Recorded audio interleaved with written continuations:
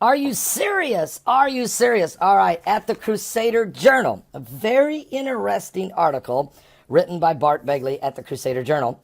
The irony of this is kind of fascinating, if you will. Now, a long time ago, back in 2012, I was preaching a revival in New York City at the Bronx, in the Bronx, New York, and at Harvest Army International. While there, Heidi and I went and did some filming outside the 666 building, all right, on Fifth Avenue in New York. After doing further research, we found out that that building is actually owned by the Kushner companies, which is partially part of the owner of then is Jared Kushner. So he's part owner of the 666 building in Midtown Manhattan on Fifth Avenue in New York. Well, President-elect Donald Trump has decided that Jared Kushner was the man that could negotiate a Middle East peace deal. Matter of fact, his son-in-law, President-elect Donald Trump, over the weekend has chosen his son-in-law, who is the, of course, senior White House counsel, Jared Kushner, who has a part ownership in the iconic 666 Fifth Avenue building in New York City, will broker the Middle East peace deal. During an interview with the Times of London, Trump said that Kushner, who is Ivanka Trump's husband, would take on the task of negotiating a peace deal between the Israelis and the Palestinians. Now, I can tell you right now, the Palestinians, you got the United Nations is saying, we don't want anybody else trying to put this deal together. We want to do it. That's what the UN is saying. Of course, Trump don't care what the UN is saying. All right. So then Trump has previously stated that Kushner knows the region, knows the people in the region, knows all the players, and Trump described him in previous interviews as has been reported by the Jerusalem Post. Now, according to the New York Times, the Kushner companies purchased the 666 Fifth Avenue building back in 2007. The Kushner company states on their website, in January of 2007, Kushner companies completed the largest single building transaction in New York City history when they purchased the 666 Fifth Avenue location. They bought it for $1.8 billion. This is a office tower that is split into separate offices and retail condominiums and repositioned to attract high-end clientele. Now, after a record-breaking lease they signed with Uniqlo for $300 million, the retail section of the building was sold in two separate transactions to Zara and Vornado Realty Trust at a combined value of $1.1 billion. So the Kushner companies retains the rest of the office condos, and which is, of course, a separate recapitalization. So in other words, put it this way, the Kushner Corporation bought the entire building for $1.8 billion. They did a lease for $300 million that comes in, and then they sold half the building for retail condominiums for $1.1 billion.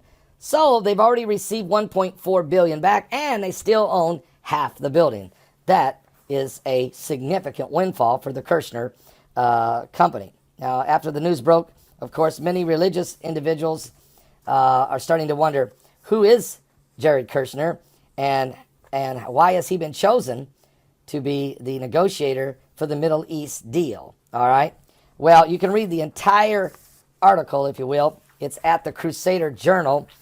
Bart Begley actually wrote this article in its entirety and brings out some really fascinating points, because in a lot of ways, a lot of times people think it is, the Antichrist that will eventually try to bring peace to the world.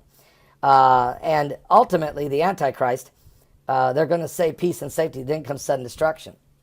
Here's what I think is going to happen. The UN is pushing one agenda. Kushner will try to work with the Israelis and the Palestinians, if he can, to come up with another way to do this. The Bible plainly tells us that there is two nations and two manner of people in Rebekah's womb that she's going to give birth, and they will be separated from her bowels. Whether it's done forcibly by the UN or in agreement between the Palestinians and the Israelis in a cooperative negotiated deal with Jared Kushner is yet to be seen. But I find this a fascinating information in the article. Are you serious? A lot of people say Jared Kushner is really a great and outstanding young man. Tremendous, sharp, bright, and extremely likable. And so and he knows everybody in that area. He is Jewish, by the way, and he's an Orthodox Jew. So how does that all play in to the big picture, if you will? Will he try to include in that the rights for the Israelis to build the third temple? I've always said that however a two-state solution deal is negotiated, as long as it's not forced by the UN, that'll never work. But if the two sides can come to some kind of agreement, and they've been close 3 times, very close. Matter of fact, Israel had agreed. And then at the last second, the Palestinians said, no, we want all of it or nothing. So if Jared Kushner can put together a peace deal that John Kerry couldn't do, it would have to include the building of the third temple for Israel to go along with giving up a little bit more of its land. Not to the pre-1967 borders. You can forget that. But there may be some kind of a deal these guys work out. I don't know. All I can tell is I'm just reporting to you that this will be a major issue in the next 2 years.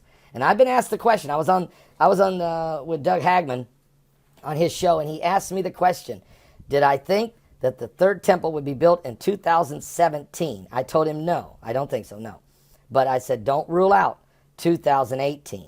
And the reason is that's 24 months, and you can get a lot done in 24 months if it becomes one of the priorities of the Trump administration. Well, we're just going to see how this all plays out. Of course, Trump's biggest problem will be the United Nations. He'll have to deal with them. That might even be a bigger problem than dealing with the Palestinian Authority itself. Are you serious? I'll be back with more current world events and how they relate to biblical prophecy. I'm just looking for Jesus Christ. I'm just a small preacher in the cornfields of Indiana, and all I want to do is see the coming of the Lord. And so all these prophetic and biblical signs everywhere keep me looking up. My redemption is drawing nigh. I'll be back with more in just a moment. Don't miss today's live broadcast. Don't miss the coming apocalypse. Starts at 12 noon Eastern at my website at www.paulbegleyprophecy.com. And also everywhere else, including this YouTube channel.